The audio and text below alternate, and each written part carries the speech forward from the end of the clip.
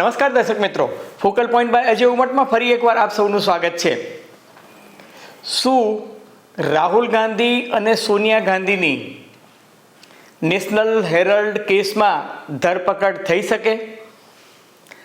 મિત્રો, 9મી એપ્રિલે એન્ફોર્સમેન્ટ ડિપાર્ટમેન્ટે રાહુલ ગાંધી, સોનિયા ગાંધી અને સેમ પિત્રોડા, કે જે અત્યારે અમેરિકામાં રહે છે, એ આ 3 મહાનુભાવો સામે ક્રિમિનલ કોન્સ્પિરેસી અને મની લોન્ડરિંગનો કેસ દાખલ કર્યો છે અને એવો આક્ષેપ થઈ રહ્યો છે।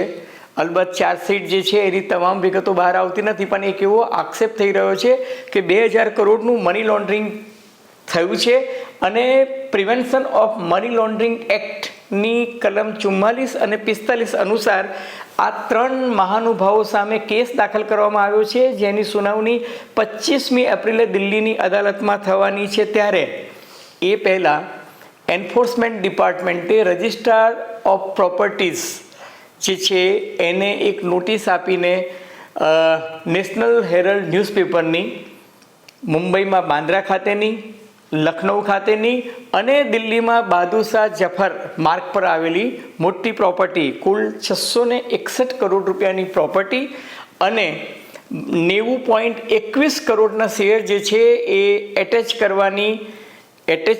અગાઉ હતા, પણ હવે એનો કબજો મેળવવાની નોટિસ આપી છે।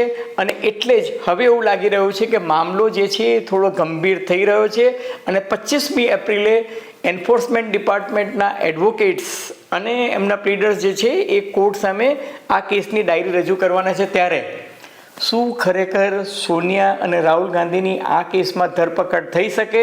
આ તમામ મુદ્દે આજે આપણે ચર્ચા કરીશું ફોકલ પોઈન્ટ બાય અજય ઉમટમાં। પરંતુ એ પહેલાં મારી આપ સૌને નમ્ર વિનંતી છે કે જો તમને ફોકલ પોઈન્ટ બાય અજય ઉમટનો આ એપિસોડ ગમે તો મહેરબાની કરીને એને લાઇક કરજો, શેર કરજો, સબસ્ક્રાઈબ કરજો અને હા, પેલું વિનામૂલ્યે બેલ આઇકોનનું બટન દબાવવાનું ભૂલતા નહીં, જેથી તમને અમારા નવા જ્યારે પણ વિડીયોઝ આવે તો એના નોટિફિકેશન્સ મળતા રહે। તો મિત્રો, ધન્યવાદ।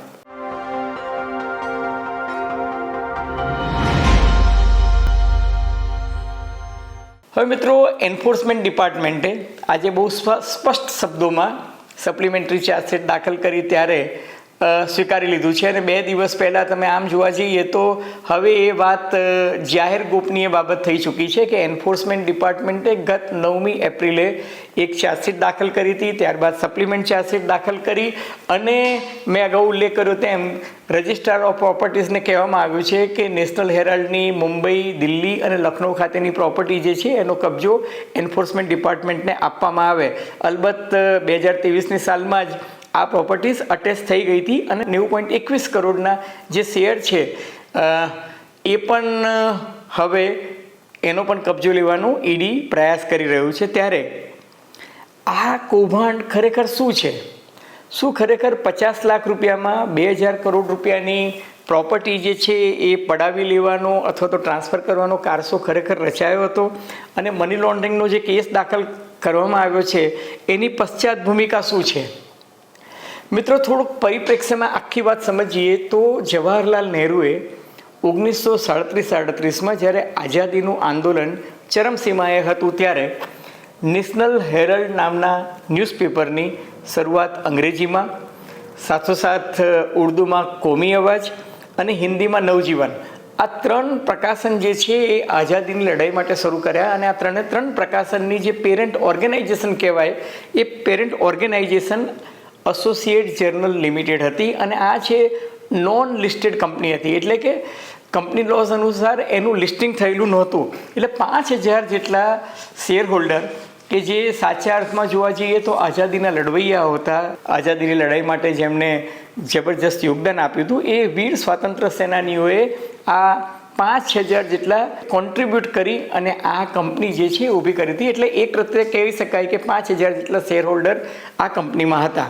હવે દેશને આઝાદી મળી ગઈ એટલે આંદોલનનો પર્પઝ જે હતો, આંદોલનનો જે હેતુ હતો એ તો રહ્યો નહીં। એટલે ત્યારબાદ નેશનલ હેરલ્ડ, કોમી અવાજ અને નવજીવનની મુખ્ય ભૂમિકા રહી કોંગ્રેસ પાર્ટીના મુખપત્ર તરીકે કોંગ્રેસ પાર્ટીનો પ્રચાર અને પ્રસાર કરવાની। હવે આ અખબાર જે છે 1938થી 2008, એટલે આમ જોવા જઈએ તો લગભગ 70 વર્ષ સુધી ચાલ્યું, પરંતુ 2008માં એના જે તત્કાલીન સંચાલકો હતા એમણે એવું કહ્યું કે હવે બજારમાં માહોલ એવો છે કે નેશનલ હેરાલ્ડની કે કોમી અવાજની કે નવજીવનની કોપીઝ બહુ વેચાતી નથી. ટૂંકમાં એનું સર્ક્યુલેશન જે છે એ ડાઉન થઈ ગયું છે. બીજું એમનું એવું અવલોકન હતું કે સર્ક્યુલેશન પણ ઘટી ગયું છે, જાહેર ખબરો મળતી નથી, કર્મચારીઓના પગાર જે છે એ નીકળી શકતા નથી. એટલે આ સંજોગોમાં જો આર્થિક મદદ મળે તો જ આ છાપું ચાલી શકે, અધરવાઇઝ આ 3 છાપાઓ જે છે ચલાવવાનું કામ અઘરું છે.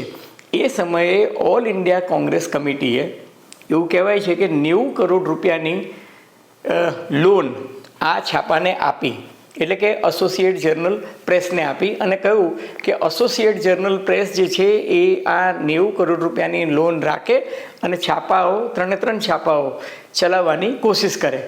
2010માં ફરી પાછો રિવ્યૂ કરવામાં આવ્યો અને એ રિવ્યૂમાં એવું થયું કે હવે આ 3 છાપાઓ ચાલે એમ છે નહીં, પબ્લિકમાં એનો કોઈ ઇમ્પેક્ટ નથી અને બિનજરૂરી આ સાહસ કરવાનો હવે કોઈ અર્થ નથી. એટલે 2010માં આ 3 છાપાઓ બંધ થઈ ગયા.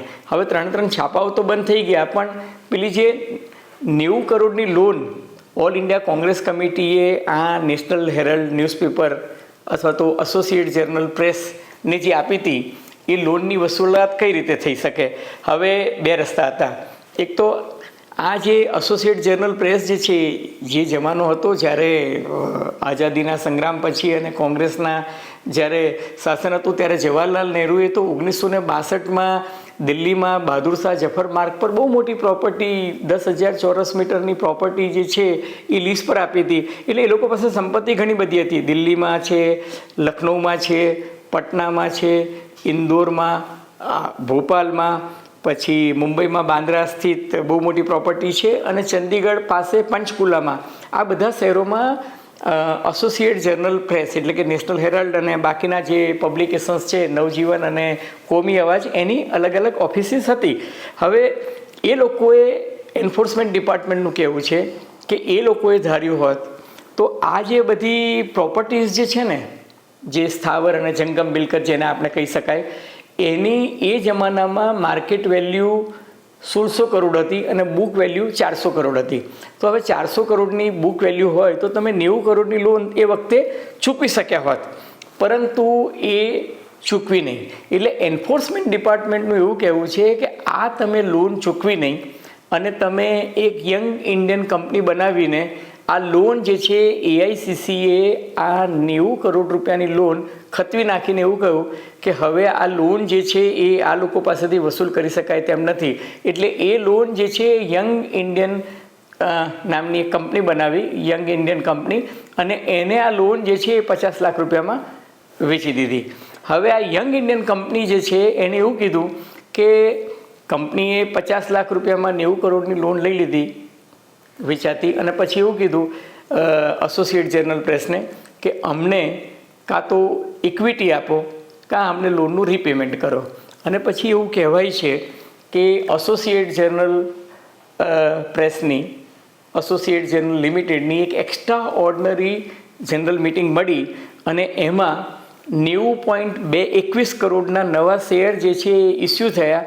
અને એ વખતે યંગ ઇન્ડિયન કંપનીએ 99% શેર જે છે એ પોતે લઈ લીધા અને બાકીના જે શેરધારક હતા એમની ઇક્વિટી પેટર્ન 1% રહી. એટલે 99% શેર જે છે એ યંગ ઇન્ડિયન કંપની પાસે આવી ગયા એસોસિએટેડ જર્નલ પ્રેસના, અને માત્ર 1% શેર જે છે એ બાકીના શેર હોલ્ડર પાસે રહ્યા. હવે આ યંગ ઇન્ડિયન કંપની જે બની એનું તમે શેર હોલ્ડિંગ પેટર્ન જુઓ તો જે તે સમયે એમાં મુખ્યત્વે 4 જેટલા શેર હોલ્ડર હતા. એમાંથી 38% રાહુલ ગાંધી પાસે, 38% સોનિયા ગાંધી પાસે એટલે 76%, 12% જે છે એ મોતીલાલ પાસે અને બાકીના 12% જે છે એ ઓસ્કાર ફર્નાન્ડિસ પાસે. એટલે આમ જોવા જઈએ તો આ 100% શેર પેટર્ન જે છે એની આ રીતના વહેંચણી થઈ હતી. 38% રાહુલ ગાંધી, 38% સોનિયા ગાંધી એટલે ગાંધી પરિવાર પાસે 76 લાખ અને મોતીલાલ વોરા જે છે એમની પાસે 12% અને બાકીના 12% જે છે ઓસ્કાર ફર્નાન્ડિસ પાસે. હવે એન્ફોર્સમેન્ટ ડિપાર્ટમેન્ટનું એવું કહેવું છે કે આ એક ગુનાહિત કાવતરું હતું અને એ ગુનાહિત કાવતરામાં જે તે સમયે જે ટ્રસ્ટીઓ હતા એમાં સોનિયા ગાંધી, રાહુલ ગાંધી, મોતીલાલ વોરા, ઓસ્કાર ફર્નાન્ડિસ, સુમન દુબે અને શ્યામ પિત્રોડા, આ 6 મહાનુભાવો જે છે એ આમાં આ આખી કોન્સ્પિરસી જે છે એમાં સામેલ હતા. અને એન્ફોર્સમેન્ટ ડિપાર્ટમેન્ટ એવો પણ આક્ષેપ કરે છે કે 18 કરોડ રૂપિયાના બોગસ ડોનેશન, 29 કરોડ રૂપિયાની બોગસ એડવર્ટિઝમેન્ટ અને 38 કરોડ રૂપિયાના બોગસ એડવાન્સ રેન્ટ જે છે એ આ કંપનીએ ઉઘરાવ્યા હતા. હવે મહત્ત્વની વાત એ છે કે આ બધા ટ્રાન્ઝેક્શન જે છે 2010 અને 2011 દરમિયાન થયા. તે વખતે કેન્દ્રમાં મનમોહન સિંહની સરકાર હતી. હવે 2012માં સૌ પ્રથમ વખત સુબ્રમણ્યમ સ્વામી એ આ ઘટનાક્રમનો વિરોધ નોંધાવ્યો અને એમને લેખિત ફરિયાદ કરી. પરંતુ એ પહેલાં જ્યારે આ તમામ ટ્રાન્ઝેક્શન ચાલતા હતા ત્યારે કુલ જે 5000 શેર હોલ્ડર હતા જેમને ભેગા થઈને આ કંપની બનાવી હતી, એમાંથી જીવત અથવા તો જેમના નામે આ શેર ટ્રાન્સફર થયા હતા એવા કુલ 1057 લોકો હતા. એ પૈકી આમ જનરલી કોઈએ વાંધો ના ઉપાડ્યો, પણ 2 મહાનુભાવો એ વાંધો ઉપાડ્યો. એક સુપ્રીમ કોર્ટના નિવૃત્ત જજે અને બીજા એક જે છે શાંતિભૂષણ નામના કોંગ્રેસ પાર્ટીના જ એક જમાનાના કાયદા મંત્રી અને બહુ સિનિયર નેતા. તમને જો યાદ હોય તો સુપ્રીમ કોર્ટના હાલના બહુ જ જાણીતા એડવોકેટ છે પ્રશાંત ભૂષણ, એમના પિતા. અને એમણે એ વાંધો ઉઠાવતી વખતે એવું કહ્યું કે તમે શેર હોલ્ડર્સને વિશ્વાસમાં લીધા સિવાય આ રીતે પેટર્ન જે છે એ બદલી ના શકો.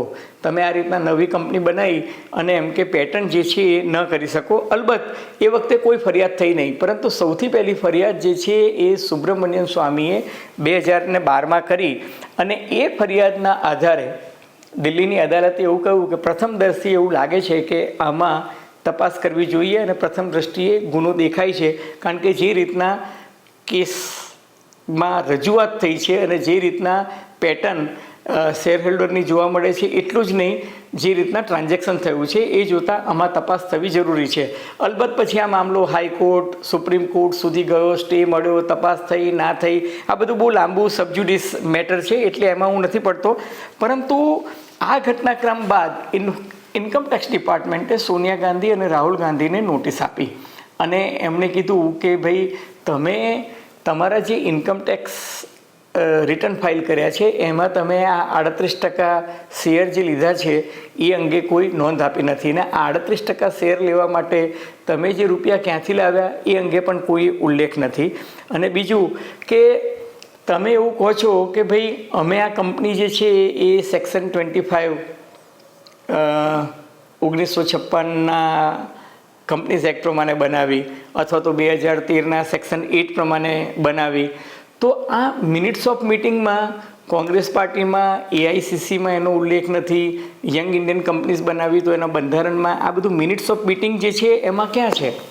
હવે કમનસીબ કહો કે યોગાનુયોગ કહો, 2020માં મોતીલાલ વોરાનું અવસાન થઈ ગયું, 2021માં ઓસ્કાર ફર્નાન્ડીઝનું અવસાન થઈ ગયું. હવે મોતીલાલ વોરા જે છે એ એસોસિએટેડ જર્નલ જે છે એના સીએમડી હતા, ચેરમેન એન્ડ મેનેજિંગ ડિરેક્ટર હતા, અને સાથોસાથ કોંગ્રેસ પાર્ટીના એક ખજાનચી પણ હતા, અને યંગ ઇન્ડિયન કંપની જે છે એમાં એ ટ્રસ્ટી પણ હતા.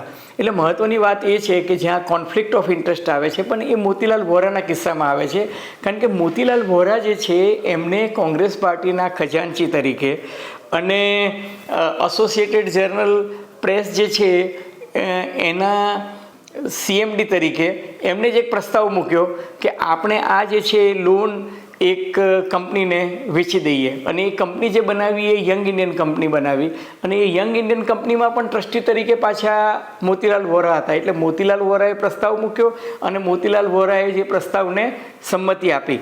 એટલે એન્ફોર્સમેન્ટ ડિપાર્ટમેન્ટનું એવું કહેવું છે કે ભાઈ આ જે છે એ કોન્ફ્લિક્ટ ઓફ ઇન્ટરેસ્ટ હતો.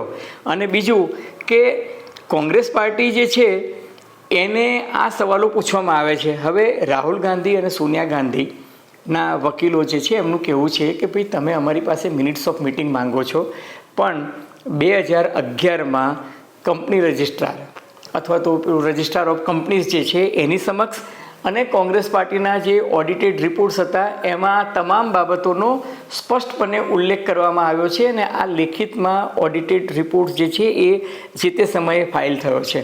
બીજું, સોનિયા ગાંધી અને રાહુલ ગાંધીએ આમાં કોઈ આર્થિક લાભ મેળવ્યો નથી, કારણ કે આ જે કંપની જે રચાઈ છે એ નો પ્રોફિટ ઓર્ગેનાઇઝેશન છે.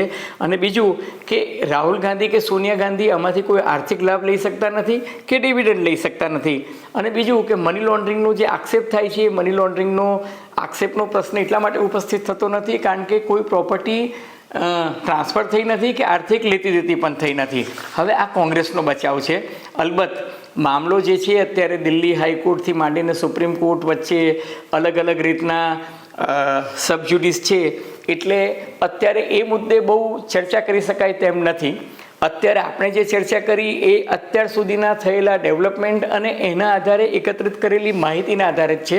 પરંતુ 25મી એપ્રિલે અદાલતમાં જ્યારે કેસ ડાયરી રજૂ થશે અને એ કેસ ડાયરી રજૂ થશે ત્યારે એન્ફોર્સમેન્ટ ડિરેક્ટરેટ કેવા આક્ષેપો મૂકે છે, કોંગ્રેસ પાર્ટી જે છે એ વતી રાહુલ ગાંધી અને સોનિયા ગાંધીના વકીલો કેવી રજૂઆત કરે છે, એના પર આખી મેટર જે છે એનો દારોમદાર છે.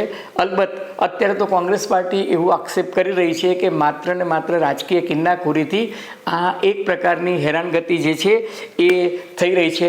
પરંતુ એટલું ચોક્કસ કહી શકાય કે આવનારા દિવસોમાં આ આખો મામલો જે છે રાજકીય ઉત્તેજના પકડે તો નવાઈ પામવા જેવું નથી. અલબત્ત આગે આગે દેખો હોતા હૈ ક્યાં, જે કંઈ થશે એ 25મી એપ્રિલે ખબર પડશે. અત્યારે આપણે જે ચર્ચા કરી એ ઉપલબ્ધ માહિતી અને જે અગાઉની જે ચર્ચા છે, અગાઉના જે ડેટા છે એના આધારે કરી છે. પરંતુ 25મી એપ્રિલે જે ખરેખર પેપર ખુલશે એમાં કયા નવા તથ્યો અને કયા નવા એવિડન્સીસ આવશે એના આધારે ખબર પડશે કે આ કેસમાં રાહુલ ગાંધીની કે સોનિયા ગાંધીની ધરપકડ થઈ શકે કે કેમ. પરંતુ અત્યારે એવું લાગે છે કે 2012માં સુબ્રમણ્યમ સ્વામીએ ઓફિશિયલી ફરિયાદ કરી, 2014માં અદાલતે તપાસ અને આ મામલો પ્રાથમિક દ્રષ્ટિએ ગંભીર હોવાનું કીધું અને એ પછી મામલો જે છે હાઈકોર્ટમાં ગયો, હાઈકોર્ટથી સુપ્રીમ કોર્ટમાં ગયો. એટલે મામલો જે છે અલગ અલગ રીતે ચાલતો રહ્યો. 2021માં ફરી પાછા સમન્સ ઇસ્યુ થયા, 2022માં તપાસ શરૂ થઈ અને હવે 2025માં જે રીતે એન્ફોર્સમેન્ટ ડિપાર્ટમેન્ટે તપાસ આદરી અને હવે ચાર્જશીટ ફાઇલ કરી છે, એટલે મને એવું લાગે છે કે મામલો જે છે એ રસપ્રદ તબક્કે ચોક્કસ પહોંચ્યો છે. આગે આગે દેખો હોતા હૈ ક્યાં. મિત્રો, તમને ફોકલ પોઈન્ટ બાય અજય ઉમટનો આ એપિસોડ નવ ગુજરાત સમય અને અમદાવાદ મિરરના સથવારે ગમ્યો હોય તો મહેરબાની કરીને એને લાઇક કરજો, શેર કરજો, સબસ્ક્રાઈબ કરજો. આપ શું માનો છો? આપની ટીકા ટિપ્પણી અમને ગમશે. ધન્યવાદ, ખૂબ ખૂબ આભાર.